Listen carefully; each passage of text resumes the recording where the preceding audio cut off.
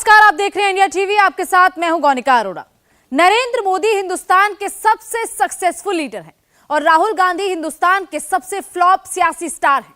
नरेंद्र मोदी की सीटें 272 पर रुकती नहीं हैं, 272 पर तो शुरू होती हैं और इस बार वो 400 के पार पहुंचती दिख रही हैं, जबकि राहुल की सीटें 72 से ऊपर बढ़ नहीं रही, 72 से भी नीचे खिसकती दिख रही हैं, 40 के नीचे जाती दिख रही हैं।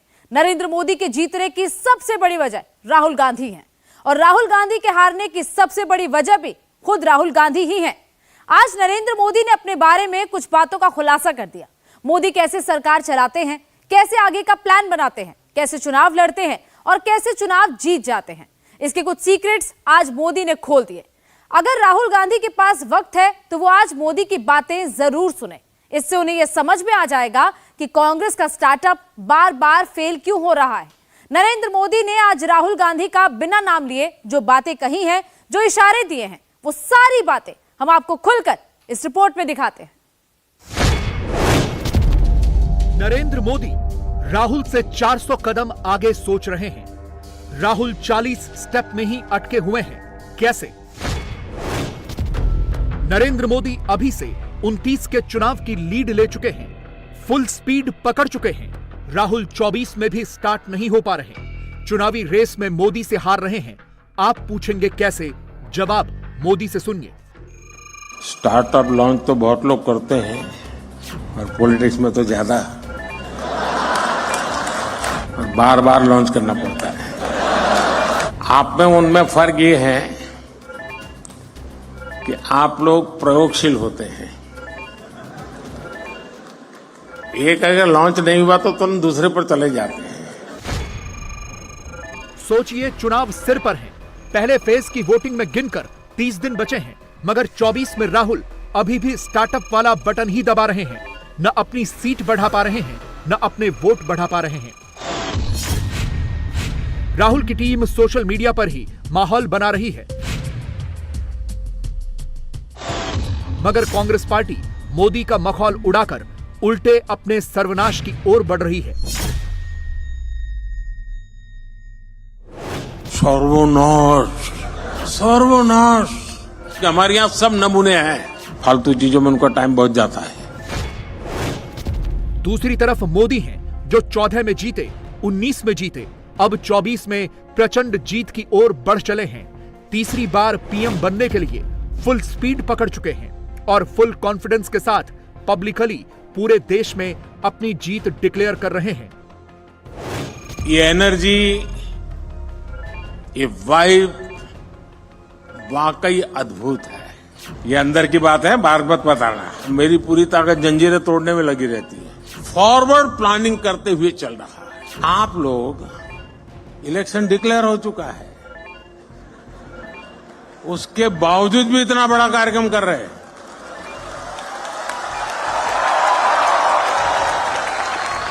इसका मतलब यह है कि आपको पता है अगले 5 साल क्या होने वाला है इस इंटरिम बजट में, क्योंकि पूरा बजट तो अभी जब मैं दोबारा आऊंगा तब आएगा। 1.5-2 महीने में जरा और काम में व्यस्त हूं, लेकिन इसके बाद मैं आपके लिए अवेलेबल हूं।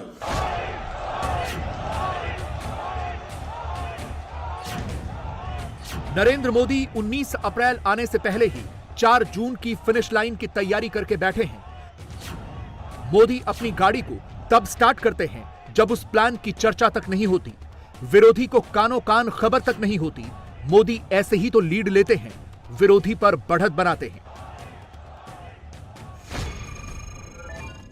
और जब कोई अच्छा स्टार्ट करता है तो रेस में अपने आप आगे निकल जाता है। कोई अच्छा फिनिश तब करता है जब वो तेजी से दौड़ता है। 24 की ये रेस मोदी कैसे जीत रहे हैं, राहुल कैसे पीछे छूट रहे हैं, फुल डेटा और नंबर्स के साथ आज आपको बताते हैं। यह हेडलाइन बहुत गौर से पढ़िए। 24 में मोदी 10 या 20 नहीं, पूरे 37 करोड़ वोट चाहते हैं। 2019 में बीजेपी को मिले 22 करोड़ 90,76,879 वोट। 24 में मोदी को चाहिए 37 करोड़ वोट, यानी 2019 के मुकाबले 14 करोड़ ज्यादा वोट। 24 में कुल 97 करोड़ वोटर्स वोट देंगे। इनमें से अगर 37 करोड़ वोट बीजेपी को मिले तो इसका मतलब होगा 38% का स्ट्राइक रेट। 2019 में यह स्ट्राइक रेट था 37%, यानी मोदी 1% वोट बढ़ाकर 400 के पार जाना चाहते हैं। अब सवाल है कि मोदी को यह एक्स्ट्रा 14 करोड़ वोट कहां से आएंगे। इसका एक जवाब उस वोट बैंक में है जो 30 साल या उससे कम उम्र के हैं।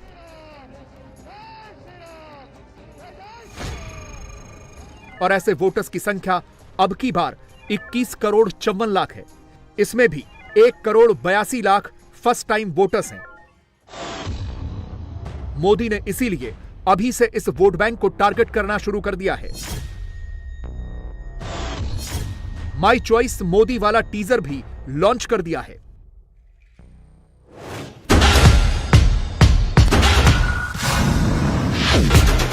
नरेंद्र दामोदर दास मोदी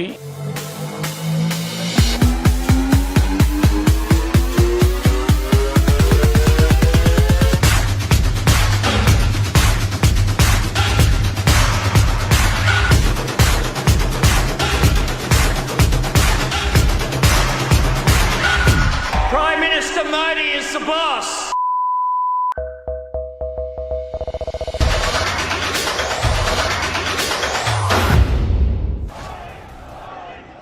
मोदी की इस आउटरीच स्ट्रेटजी के 2 स्टेप्स हैं। नंबर 1, यंग वोटर्स को अट्रैक्ट करने के लिए बीजेपी एक कैंपेन सोशल मीडिया पर चला रही है। हर बूथ पर यूथ के बीच अपना सपोर्ट बेस बढ़ा रही है। 1 crore 82 lakh first time voters में से 80 लाख वोटर्स तक अपना मैसेज भी पहुंचा चुकी है और इस महीने के अंत तक 1 करोड़ फर्स्ट टाइम वोटर्स तक पहुंचने का प्लान है। मोदी की स्ट्रेटजी नंबर 2 यह है कि चुनाव के ऐलान के बाद भी, चुनावी सभाओं में बिजी रहने के बाद भी इन यंग वोटर्स तक पहुंचा जाए और उन्हें अपनी ओर खींचा जाए। मोदी और मोदी की पार्टी इस प्लान को ग्राउंड पर उतारकर इंप्लीमेंट कर रही है और वो इस रेस में राहुल से काफी आगे निकल चुके हैं। युवाओं के बीच पहुंचकर मोदी इंडी अलायंस के प्लान को भी एक्सपोज कर रहे हैं और 24 के बाद वाला अपना विजन भी यूथ को दे रहे हैं। इससे मोदी के ही वोट बढ़ रहे हैं। यही सपने हैं, यही स्पिरिट है, यही शक्ति है। इसीलिए लोग कहते हैं मैं इसे नष्ट करूंगा। और जैसे आप में जीनियस टैलेंट है, मेरे में भी ये है और इसलिए मैं पहचान सकता हूं, इसमें फ्यूचर एंटरप्रेन्योर मुझे दिखते हैं। और उस समय देश में जो नए नए कुछ नौजवान, और मैंने startup India, stand up India इसको लॉन्च करने की दिशा में मेरा प्रयास था और मैं चाहता था कि उसको मैं एक आकर्षण पैदा करूं, यूथ में एक मैसेजिंग करूं। तो कुछ लोगों ने जो इनिशिएटिव लिए थे उनको खोजा देश भर में, भाई कोई कोने में कोई करता है तो जरा देखो। और मैंने 5-7 लोगों को बुलाया था कि जरा भाई आप भी वहां भाषण कीजिए, मेरी कोई सुनेगा नहीं। अब सुनते हैं। अब हमारा काम है मौका नहीं छोड़ना है। और मैं काफी मदद ले रहा हूं ये AI की आजकल, क्योंकि मुझे मालूम है मुझे इलेक्शन कैंपेन में लैंग्वेज की सीमाएं आती है, तो मैं AI की मदद से तमिल में भी मेरी बात पहुंचा रहा हूं, तेलुगु में पहुंचा रहा हूं, उड़िया में पहुंचा रहा हूं। तो आप जैसे नौजवान ये काम करते हैं तो मेरा भी काम हो जाता है। पहले मैं देख रहा था, कोई मुझे मिलता था तो एक जमाना था पहले ऑटोग्राफ मांगते थे, धीरे धीरे फोटोग्राफ मांगने लगे, अब सेल्फी मांगने लगे, अब तीनों मांग रहे हैं, सेल्फी चाहिए, फोटोग्राफ चाहिए, ऑटोग्राफ चाहिए। अब करे क्या? तो मैंने AI वाली मदद ले ली। मैंने अपने नमो ऐप पर एक व्यवस्था खड़ी कर दी, अगर मैं यहां से गुजर रहा हूं और कहीं पर एक कोने पर आपका आधा चेहरा भी आ गया तो AI की मदद से आप निकाल सकते हैं, मोदी के साथ मैं खड़ा हूं।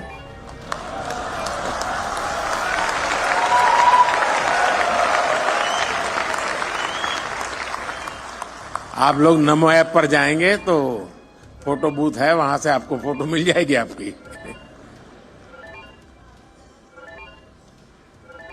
जरूर आया होगा, मैं यहां से गुजरा हूं तो। मोदी ने हर वर्ग के वोटर्स में कई महीनों पहले ही अपनी पकड़ मजबूत कर ली है।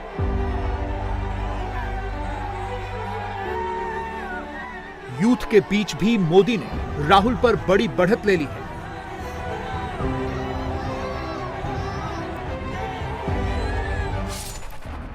कांग्रेस राहुल में अपना जननायक ढूंढ रही है। शेर आया का नैरेटिव बिल्ड कर रही है। हमारी सरकार आने वाली है, इस तरह के पोस्ट ट्रेंड करा रही है। सोशल मीडिया पर राहुल को पीएम बना रही है। बिहार के पप्पू यादव कांग्रेस में शामिल होते हैं। कांग्रेस खूब ढोल नगाड़ा बजाती है। थोड़ी देर बाद पप्पू यादव की टाइमलाइन पर भी वही राहुल को पीएम बनाने वाला टेक्स्ट लिखा दिखता है। कैमरे पर भी वो यही बोलते हैं। भले ही ईवीएम, पूंजीपति, मीडिया और सीबीआई ईडी के द्वारा कोई पीएम 400 पार कर ले, इस हिंदुस्तान के 130 करोड़ का किसी ने दिल जीता है तो वो राहुल गांधी है। किसी ने उम्मीद जगाया है तो राहुल गांधी जी हैं। राहुल गांधी जी के नेतृत्व के अलावा दूसरा रास्ता नहीं था। 24 भी जीतेंगे और 25 तो जीतेंगे ही जीतेंगे। कोई कितने भी दावे करे, मगर फैक्ट तो यही है कि राहुल के साथ न जन दिख रहे हैं और ना ही आम जनमानस को राहुल में मोदी को चुनौती देने वाला कोई नायक दिख रहा है। ऐसे शब्द सिर्फ कांग्रेस वालों की टाइमलाइन पर ही दिख रहे हैं। वो वहीं आंधी तूफान ला रहे हैं। राहुल हर बीतते घंटे के साथ पीछे होते जा रहे हैं। 40 से भी नीचे आते दिख रहे हैं। मोदी तेजी से आगे बढ़ रहे हैं। 400 आसानी से पार करने की दिशा में बढ़ रहे हैं। 24 के एक चुनावी सर्वे के मुताबिक देश के 69% लोग नरेंद्र मोदी को पीएम के तौर पर देखना चाहते हैं, जबकि सिर्फ 31% लोगों की पसंद राहुल गांधी है। 71% लोगों को लगता है कि मोदी देश के लोगों की आवाज है। राहुल के लिए ऐसा मानने वाले लोगों की संख्या सिर्फ 29% है। 68% लोगों का मानना है कि मोदी के पास देश के लिए एक विजन है। 67% लोगों के मुताबिक मोदी ही सबसे स्ट्रांग लीडर हैं।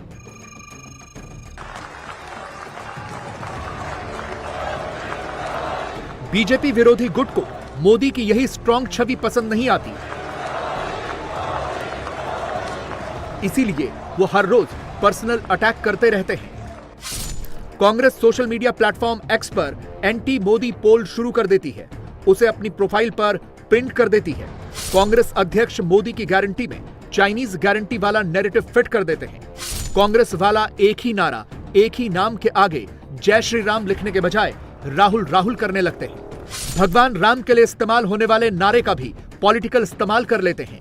रिपोस्ट पर रिपोस्ट करना शुरू कर देते हैं। और जब इंडी अलायंस में राहुल की पार्टी के पार्टनर ठाकरे गुट के संजय राउत बोलना शुरू करते हैं तो मोदी की तुलना औरंगजेब से करने लगते हैं। जे महाराष्ट्रावर आज चाल करून येत आहेत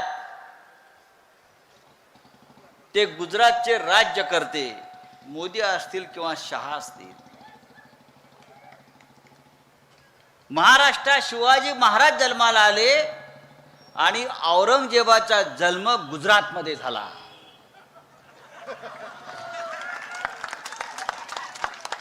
गुजरातमध्ये जिथे मोदी जन्माला आले त्याच्या बाजूला दाहोद नावाचं गाव आहे, तेथे औरंगजेब जन्माला आला आणि म्हणून ही औरंगजेबी वृत्ती गुजरात आणि दिल्लीतून या महाराष्ट्रावर चाल करून येते आहे आणि शिवसेनेच्या विरोधामध्ये, आमच्या स्वाभिमानाच्या विरोधामध्ये। यह सोच सिर्फ संजय राउत की नहीं है। कांग्रेस के YouTube अकाउंट के कैप्शन पढ़ लीजिए, समझ जाएंगे मोदी को असुर बनाने वाली स्क्रिप्ट कहां से लिखी जा रही है, कौन लिख रहा है। 24 में मोदी आ गया तो सबको जेल में डाल देगा, ऐसे ऐसे प्रपंच कांग्रेस अपने ऑफिशियल अकाउंट से फैला रही है। मोदी को 370 सीट इसलिए चाहिए क्योंकि उन्हें संविधान बदलना है, ऐसी फेक थ्योरी तक घुमाई जा रही है। मगर मोदी विरोधियों के लिए बैड न्यूज ये है कि नरेंद्र मोदी फिर भी फुल स्पीड में आगे बढ़ रहे हैं, अपनी सीटें हर घंटे बढ़ा रहे हैं। तो आप जितनी भी नफरती बयान देते रहिए, प्रधानमंत्री जी राष्ट्र सेवा का भाव विनम्रता से उससे स्वीकार करते हुए देश के 140 करोड़ जनता की सेवा में उसी प्रकार लगे रहते हैं जैसा रामचरितमानस की चौपाई में कहा गया है, बूंद अघात सहे गिरी ऐसे, खलके वचन संत समझ ऐसे। अर्थात जैसे पर्वत के ऊपर पानी गिरे उससे पर्वत की विराटता अविचलता पर कोई प्रभाव नहीं पड़ता, बल्कि पानी की बूंद नीचे चली जाती है, पर्वत यथावत रहता। उसी प्रकार दुष्ट प्रकृति के लोग अपशब्दों का प्रयोग जब महान पुरुषों के लिए, सत्पुरुषों के लिए करते हैं तो उनके द्वारा दिए गए अपशब्दों से उनकी श्रेष्ठता पर, उनकी विराटता पर, उनकी महानता पर कोई प्रभाव नहीं पड़ता। विरोधियों को अंदाजा ही नहीं है कि मोदी तो 24 के चुनाव को भी 400 से ही स्टार्ट कर रहे हैं, 303 पर जा ही नहीं रहे। जबकि राहुल 50 से ऊपर तो छोड़िए, 40 से नीचे वाली रेस में लगे हुए हैं, मोदी को ओपन फील्ड दे चुके हैं। हालत यह है कि 24 में कांग्रेस 100 सीट को भी क्रॉस करती नहीं दिख रही। इसे आंकड़ों से समझिए। इसके लिए आपको वेस्ट, ईस्ट, साउथ और नॉर्थ की 543 सीटों को डिकोड करना होगा। आज की तारीख में सिर्फ 51 सीटें ऐसी हैं जहां कांग्रेस थोड़ी स्ट्रांग दिख रही है, और ये वो सारी सीटें हैं जहां कांग्रेस को पिछले 3 चुनावों में 2 या 3 बार जीत मिली। इन 51 सीटों में से 2 सीटें वेस्ट में हैं, 13 सीटें ईस्ट में, 24 साउथ में और 12 सीटें नॉर्थ में हैं। 543 में से 183 सीटें ऐसी हैं जहां कांग्रेस थोड़ी बहुत फाइट में जरूर है मगर कमजोर है। इनमें से वेस्ट की 29, ईस्ट की 21, साउथ की 53 और नॉर्थ की 80 सीटें हैं। इन सभी सीटों पर पिछले 3 लोकसभा चुनाव में कांग्रेस को सिर्फ 1 बार जीत मिली है। अब बाकी बची 309 सीटों का हाल देखिए। इन सभी सीटों पर कांग्रेस बहुत ज्यादा कमजोर है। इसमें वेस्ट की 47, ईस्ट की 108, साउथ की 55 और नॉर्थ की 99 सीटें हैं जहां पिछले 3 चुनावों में कांग्रेस को 1 बार भी जीत नहीं मिली है। और इसकी एक बड़ी वजह खुद राहुल गांधी है, जो यात्रा निकालते रह गए मगर कांग्रेस के लिए वोटों की मात्रा में इजाफा नहीं कर पाए। 14 में 44 और 19 में कांग्रेस को सिर्फ 52 सीटों तक पहुंचा पाए। जबकि दूसरी तरफ नरेंद्र मोदी हैं, जो बीजेपी को 14 में 282 से 2019 में 303 पर भी ले आए और अब 24 में 400 के पार जाते दिख रहे हैं। हमने इसका भी एक डेटा एनालिसिस किया है। 2019 के चुनाव में जिन सीटों पर बीजेपी और कांग्रेस की फाइट थी, ऐसी 224 सीटों पर बीजेपी ने 50% से ज्यादा वोट शेयर के मार्जिन से चुनाव जीता, जबकि कांग्रेस 19 सीटों पर 50% या उससे ज्यादा वोटों से चुनाव जीत पाई। यानी मोदी ने तब भी स्टार्ट टू फिनिश की रेस की, राहुल स्टार्ट ही नहीं हो पाए। प्रधानमंत्री इसीलिए जब यंग वोटर्स के बीच जाते हैं, यूथ से इंटरैक्ट करते हैं, तो उन्हीं की भाषा में 24 और 29 का मैसेज देते हैं। कैमरे पर सिर्फ चुनावी इशारा देते हैं, वोटर खुद ब खुद समझ जाता है मोदी क्या कहना चाहते हैं। आज मैं देखता हूं कि कैसे युवा अपने स्टार्टअप के दम पर अलग अलग सेक्टर्स में छाए हुए हैं, और मुझे तो पक्का विश्वास है कि 2019 का जब चुनाव आएगा ना, उस समय कम से कम 1000 स्टार्टअप ऐसे होंगे जो इसकी सेवाएं पॉलिटिकल पार्टियां लेती होगी। वो ऐसे ऐसे चीजें लेकर के आएंगे और उसको भी लगेगा हाँ यार, इस तरीके से पहुंच रहा अच्छा है, ये सरल रास्ता है। देश की नई पीढ़ी से मिलिए दोस्तों, मजा आ जाएगा।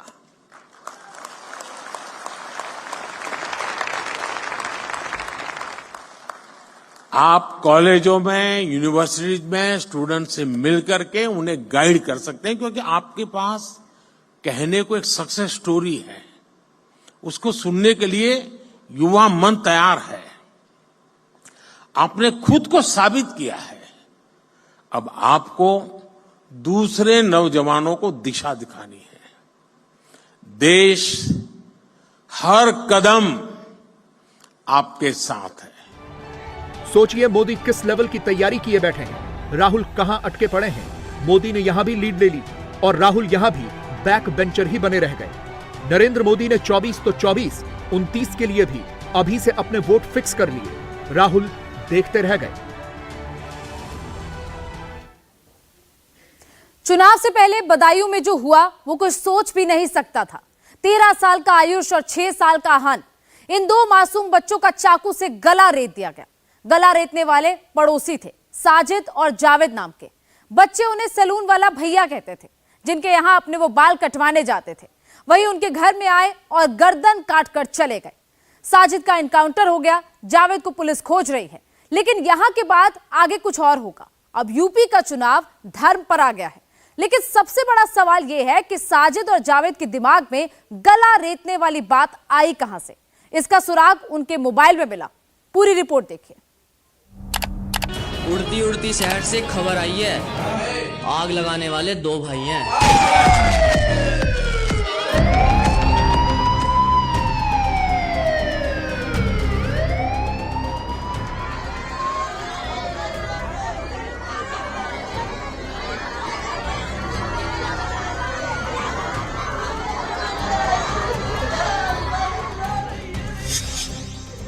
बदायूं के दरिंदे साजिद के दिमाग में क्या चल रहा था?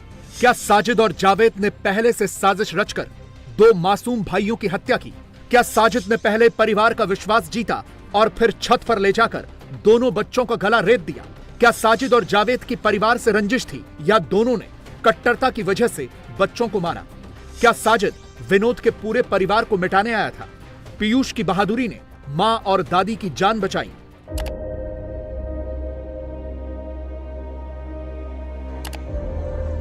बदायूं में जो घटना हुई उससे पूरा देश सन्न है। यह समझ में नहीं आ रहा कि साजिद और जावेद ने अपने पड़ोसी विनोद के 2 छोटे मासूम बच्चों की हत्या क्यों की।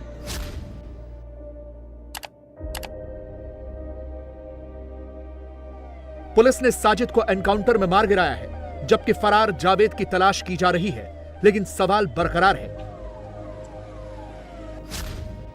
कि क्या बदायूं की घटना के पीछे कोई मजहबी एंगल भी छिपा हुआ है? साजिद और जावेद के सोशल मीडिया अकाउंट क्या बताते हैं? क्या दोनों भाई सोशल मीडिया पर किसी को फॉलो करके कट्टर हुए थे? दोनों भाई सोशल मीडिया पर किसे फॉलो करते थे? क्या पोस्ट करते थे? किस तरह के रील्स बनाते थे? क्या दोनों भाइयों के सोशल मीडिया अकाउंट से उनके इरादों की कोई भनक लगती थी? आज एक एक बात का पूरा खुलासा करेंगे, लेकिन उससे पहले यह दिल दहला देने वाली तस्वीर देखिए। पुलिस वालों के साथ खड़े इस अभागे पिता को देखिए।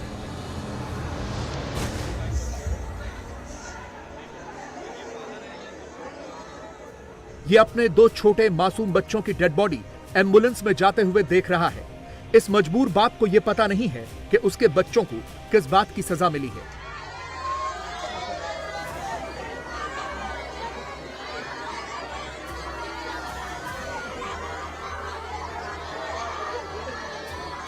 इस पीड़ित परिवार के घर में पूरा मोहल्ला और रिश्तेदार जमा है। पूरा परिवार बिलख बिलख कर रो रहा है।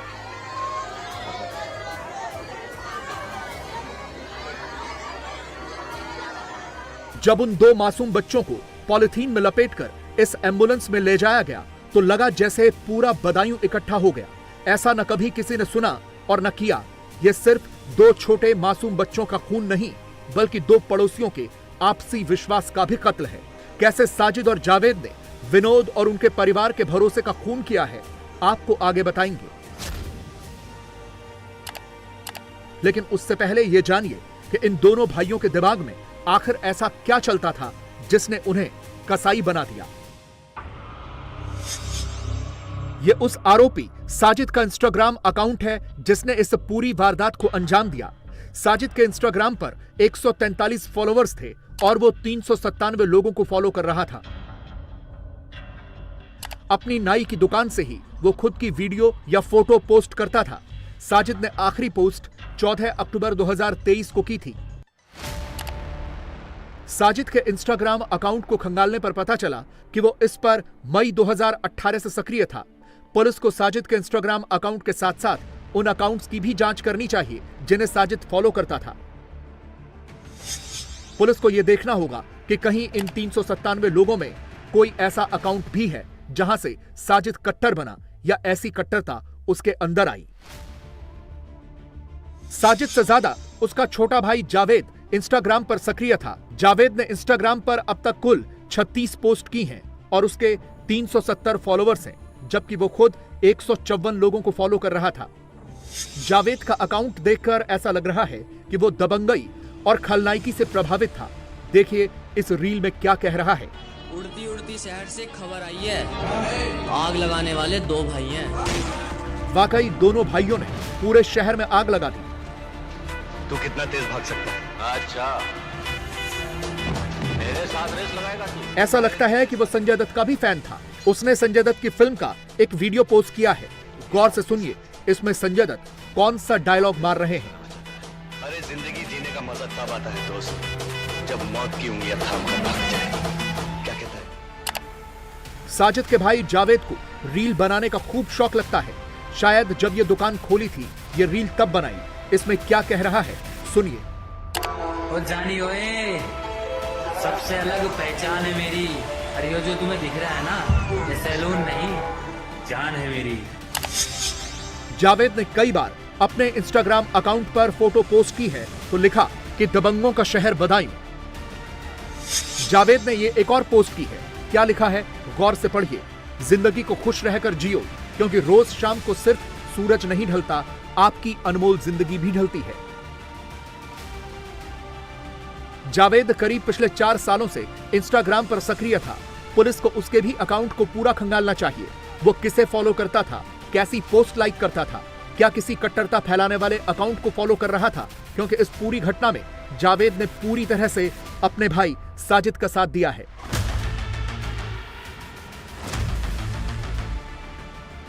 अभी तक के घटनाक्रम के मुताबिक ऐसा बिल्कुल नहीं लगता कि जावेद को अपने भाई के इरादों की खबर न रही हो। अगर ऐसा होता तो वो अपने भाई के साथ विनोद के घर पर नहीं जाता, क्योंकि जावेद के सामने ही साजिद ने अपनी पत्नी के गर्भवती होने का झूठ बोला। इसी बहाने से साजिद ने विनोद की पत्नी संगीता से 5,000 रुपए मांगे। ये भी कहा कि डॉक्टर ने 11 बजे का वक्त दिया है, कुछ देर के लिए वो उनके घर में ही रहना चाहता है। फिर साजिद किसी बहाने से विनोद के घर की ऊपरी मंजिल पर चला गया। वहां उसने साजिद के 2 बच्चों 13 साल के आयुष और 6 साल के अहान को भी बुलाया, और ये सब जावेद के सामने ही हो रहा था। जब साजिद ये सब कर रहा था, जावेद ग्राउंड फ्लोर पर बैठा हुआ था। इसी के बाद साजिद ने घर की छत पर दोनों बच्चों का गला बड़े चाकू से रेत दिया। जिस कोई नहीं थी, बस इतनी जान पहचान थी। बराबर में सैलून है उसका, बच्चे बाल कटा के आते थे जाते थे, बस इतना ही जान पहचान थी। बाकी कुछ नहीं। कल आया, बोला भाभी जरूरत है, मुझे 5,000 रुपए की जरूरत है, तो मैंने दे दिया। मैंने बोला कि मेरी बेबी हॉस्पिटल में भर्ती है, जनानी अस्पताल में। हमने कोई बात नहीं बेटा, हम दे देंगे, कोई दिक्कत ना, परेशानी तो हर किसी पे आती है। वो लोग 11 बजे का टाइम दिया था, हमने कोई बात ना, थोड़ी देर यहीं बैठ जाओ। वो ऐसे पीछे पीछे आके जो ग्रिल पे खड़ा हो गया, यहाँ पे होता होता बोला पार्लर ना देगा, वो पार्लर चला गया देखने। वहीं से बालक को लेके वहाँ ऊपर चला गया, फिर जाने उसने बेकतरी से बच्चों को मारा। साजिद और जावेद दोनों की बदायूं में ठेकेदारी का काम करने वाले विनोद के घर के सामने नाई की दुकान थी। विनोद के तीनों ही बच्चे इन्हीं की दुकान पर जाकर बाल कटवाते थे। कभी कोई रंजिश या कोई वाद विवाद नहीं हुआ। हमले में बचे विनोद के तीसरे बेटे पीयूष को समझ में नहीं आ रहा कि ऐसा क्या हुआ। आप क्या बोलते थे साजिद को जब दुकान पर जाते थे, जब कटिंग कराने जाते थे, क्या बोलते थे उन्हें? मैं कहते भैया बाल काट दो। मैं आपने कभी सोचा था मतलब साजिद ऐसा करेगा आपके साथ, भाई के साथ, बड़े भाई के साथ कोई बात थी क्या उसकी? नहीं, कुछ नहीं। पीयूष बहुत बहादुर है। उसने न सिर्फ अपनी जान बचाई बल्कि अपनी मां और दादी को भी बचाया, क्योंकि फिलहाल तो ऐसा लग रहा है कि साजिद और जावेद पूरे परिवार को खत्म करने के लिए ही घर में दाखिल हुए थे। पर जब मैं गया तभी उन्होंने मुझ पर भी हमला किया। मैंने उनका चाकू दूर धक्का देकर तभी मैं नीचे भाग आया। मैं मम्मी अम्मा को बाहर बुला लाया सभी, तभी मैंने कुंडी लगा दी। पहले यह खबर थी कि साजिद ने उस तरह से बच्चों का कत्ल किया है, लेकिन अब पता चला है कि वो अपने साथ कपड़ों में बड़ा सा छुरा लेकर आया था। पुलिस ने वो छुरा भी बरामद कर लिया है। ये नहीं देखा कि चाकू उसके हाथ में है, वो तो घुस के लेके आया था पैंट शर्ट में। मतलब बच्चे थोड़ी देख रहे थे कि चाकू लेके आ रहा है, और ये क्या पता है कि मतलब वो चाकू हाथ में रख रहा है। वो फिर जब तो उसने ऊपर कांड किया तब पता चला कि चाकू लेके आया है। वो तो बच्चे इसने देखा तो ये भाग के आया कि मम्मी के पास, कि मम्मी वहाँ मत जाना कि वो चाकू मार देगा, कि भैया का हाथ काट दिया है। तब वो भागी नीचे, तो उन्हें गेट बंद करो, तो गेट बंद किया, तो वहाँ बंद करके तो रोका गया, तो फिर लोग भागे हैं, तब वो निकला बाहर। बदायूं की बाबा कॉलोनी के इस मोहल्ले में रहने वाले लोगों को यकीन ही नहीं हो रहा कि 2 साल से नाई का काम करने वाले साजिद ने इतना भयानक कांड कर दिया।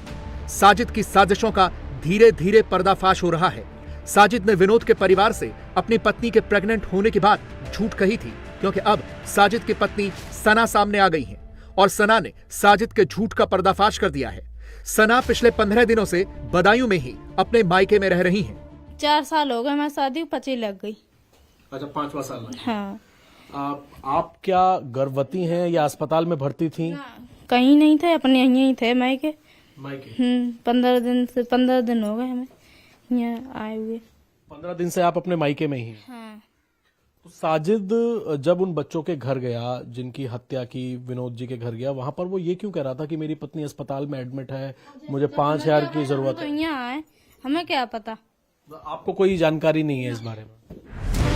चुनाव नजदीक है, बदायूं वैसे ही हॉट सीट होने जा रही है और घटना में तुरंत हिंदू मुसलमान का एंगल है, इसीलिए सियासत भी जमकर शुरू हो गई है।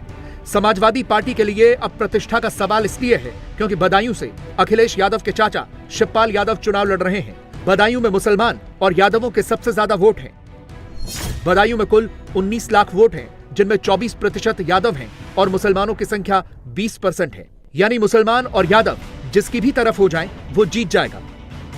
इसीलिए समाजवादी पार्टी के लिए मुश्किलें खड़ी हो गई हैं, क्योंकि घटना ऐसे वक्त में हुई है जिससे पूरी तरह से ध्रुवीकरण के चांसेस हैं। समाजवादी पार्टी बेचैन हो गई है, जिसके नेताओं को देखकर ऐसा लगता है कि उन्हें बदायूं के उस पीड़ित परिवार के दुख का एहसास ही नहीं है, नहीं तो रामगोपाल बीजेपी पर हिंसा करवाने का आरोप न लगाते। बीजेपी वाले हमेशा चुनाव के वक्त हिंसा करवाते, बीजेपी वाले हमेशा चुनाव के वक्त हिंसा करवाते, बीजेपी वाले हमेशा चुनाव के वक्त हिंसा करवाते। बदायूं में हुई ये पूरी घटना विश्वासघात की एकदम टेक्स्ट बुक कहानी है। कैसे साजिद और जावेद ने साजिश रची, बड़ा सा चाकू खरीदा, पत्नी के गर्भवती होने का झूठ बोला, फिर 2 मासूम बच्चों को छत पर ले जाकर काट डाला, और समाजवादी पार्टी के नेताओं को इसमें लॉ एंड ऑर्डर की दिक्कत दिख रही है। इस सरकार का लॉ एंड ऑर्डर पूरी तरह से फेल है। यूपी सरकार की पुलिस ने तो उसका एनकाउंटर कर दिया हाथों-हाथ, तो फिर कैसे बता रहे हैं? देखिए, जब एनकाउंटर तो कर ही दिया है तो इसकी खुलेगा कैसे? पहले खोलना चाहिए था ये सब।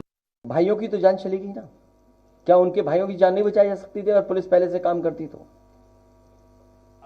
न केवल वो, बल्कि घटना से पहले आप याद कीजिए देवरिया वाली घटना।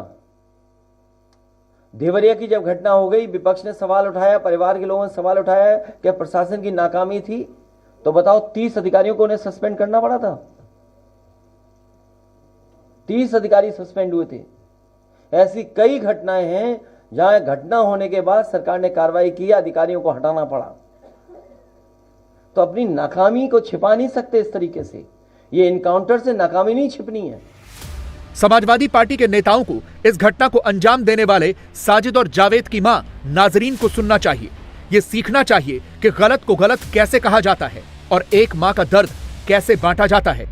क्या पता उनके दिमाग में क्या चल रहा है। घर से तो कोई कलेशबाजी थी नहीं, खाई रोटी, सुबह ही आ जाते हैं यहाँ काम करने को, शाम को कभी 9 बज जाते, कभी 10 बज जाते, ऐसे पहुँच जाते। तो कब आए थे ये दुकान पे?